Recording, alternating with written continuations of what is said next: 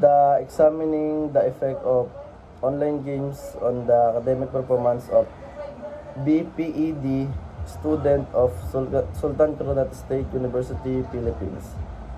Pinili kong title na to kasi very relevant siya sa mga student ngayon, lalo na sa ating na-expose sa online games. Ang main purpose ng study na ito is to find out kung may effect ba ang online games sa academic performance ng mga BPED students. Gusto rin nilang malaman kung may connection ba itong time na ginugugol nila sa paglalaro, yung grades nila bilang isang student. In short, chinecheck nila kung habang mas tumatagal sa paglalaro, na apektuhan ba ang performance nila sa school.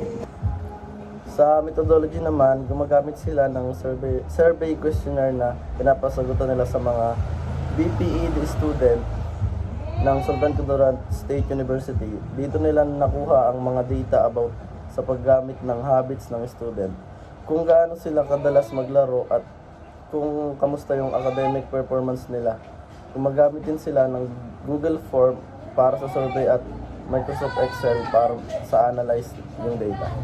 Pero habang ginagawa yung study, may mga challenges din na na-encounter. Una, hindi nila lahat tamang binibigay nilang respondents. Kumbaga, yung hindi sila alis sa mga sagot nila, especially pagdating sa gaming habits. Pangalawa, limited lang yung number ng respondents, kaya hindi masyadong na-broad yung result.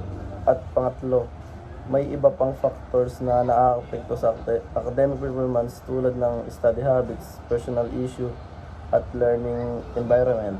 At hindi lang ito online games, meron ding iba. Sa findings ng study, lumabas na walang significant relationship ang online games at academic performance. Ibig sabihin, hindi porket naglalaro ang mga student ay nababa na ang grades nila. Possible pa rin maging okay yung performance nila sa school kahit naglalaro sila, as long marunong silang mag-manage ng time.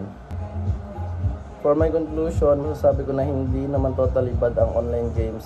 Nasa student pa rin kung paano nila na-establish yung time na paglalaro nila at pag-aaral.